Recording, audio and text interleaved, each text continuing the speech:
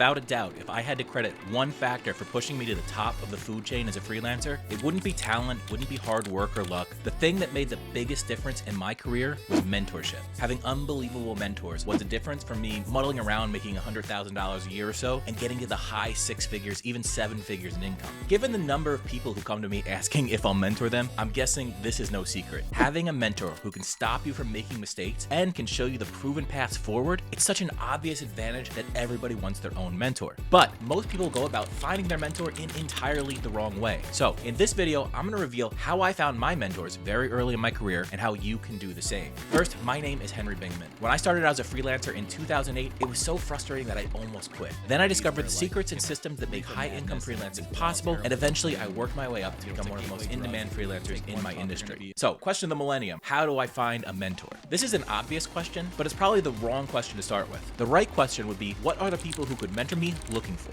Because the most likely person to become your mentor, at least for freelancers, is a client. The thing is, just because you have a client doesn't automatically make him or her a mentor. A mentor is a special kind of relationship, and it develops on top of a previous relationship. Mentors spend extra effort and energy on their mentees, so it's not a relationship they start too casually. That means the first thing you have to understand is that almost nobody who's still working, at least, goes around looking for people to mentor. I know there are some older retired or semi-retired people who do, but it's not that common. It's just too much work with not that much upside, plus a huge risk of pain, actually. I've watched people who found a good mentor take a ton of that person's time, soak in all their lessons, make a big leap forward in their career, then instantly cut the person off who invested so much in them and pretend like they don't exist. In the worst cases, they turn around and put together a course or start selling coaching, giving away everything their mentor taught them and without giving them credit. That's pretty scummy behavior. It's also enraging and heartbreaking at the same time for the person who did the mentoring. I've seen it more than once and it's not fun. So this is not a relationship that anyone with any experience takes on lightly. If you want a mentor, you have to prove that you're worth mentoring, which means the most important thing you have to do is don't just wait around for one to show up. Too many people think, oh, if only I had a mentor, then I could be successful. But the truth is, it's the exact opposite. If you show you have what it takes to be successful, and not because somebody handed you everything, but because you were able to push through a ton of pain and struggle, it just proves that you know how to struggle. You're not some entitled whiner. If you can prove that, then people will want to mentor you, and that's the most important concept here. It's the same concept as if you work hard enough, you'll eventually find yourself with a bunch of lucky opportunities. Look, it's a huge lie that wealthy and successful people want to keep all that wealth and success to themselves. This is some BS notion that if they climb the ladder, they're going to pull it up behind them. There are some people like that, but those are usually the people who had everything handed to them. And because they had everything handed to them, they feel like they don't really deserve their success. And because they feel like that, they think nobody else deserves success. It's just this power game. So the people who actually earned their success recognize that, yes, they climbed the ladder, but they had some help along the way, so they should pass along their experience and wisdom to somebody else, but not just anybody, a worthy person. So what traits are mentors looking for? First, people who take initiative. The fact is, most freelancers are just order takers. They wait for their clients to ask them what to do before they take any action. The people that stand out, on the other hand, are the action takers. They notice problems and they make proposals and suggestions. Not selfishly, mind you, not just so they can get more work, but because it would be good for the client. Sometimes that does involve another project for you, but it also doesn't hurt you to point out things that the client can do without you that would benefit them. For example, if you're working on a client website and you notice that they're using title tags like homepage and about me, which is incredibly common, you can suggest that they change those to actually include some keywords and show up in SEO rankings. It proves that you have at least a little bit of knowledge and that you have the client's best interest in mind. There's nothing in it for you, it's just beneficial to them. Now, another thing you can do to stand out, and this is a big one, never ask questions you can figure out yourself. No matter what industry you're in, there are hundreds of books and articles that can tell you how to do something. Showing you how to is not the job of a mentor. The benefit of a mentor is not that they're a walking encyclopedia, it's that they can give you their opinions and perspective. They help you think like them, which is much more valuable than how-to advice. At the end of the day, if you want to get to the top and stay there, it's all about understanding a million different nuances, understanding the strategy, the reasons behind why people do what they do. There are too many different variables for any one person for me to give you a literal step-by-step blueprint for success. But if you understand the principles, you can apply them to your unique situation and challenges. Much more powerful than just knowing how to do something. So, step-by-step plan to get a mentor. First, don't wait around. Put yourself out there and learn as much as you possibly can on your own. Become as technically proficient as you can. Have as much knowledge as you can. You'll stand out simply by knowing more and trying to apply that knowledge, even if you're not doing it perfectly. Second, when you find someone who could be a mentor, start asking them why questions, not how questions. Get your ego out of the way as much as you possibly can. That's incredibly important. Try as hard as you can to understand the way they think. Third, be as valuable to them as you possibly can. You're going to end up getting a lot more from them than they are getting from you, but you have to contribute something worthwhile or you're just a leech.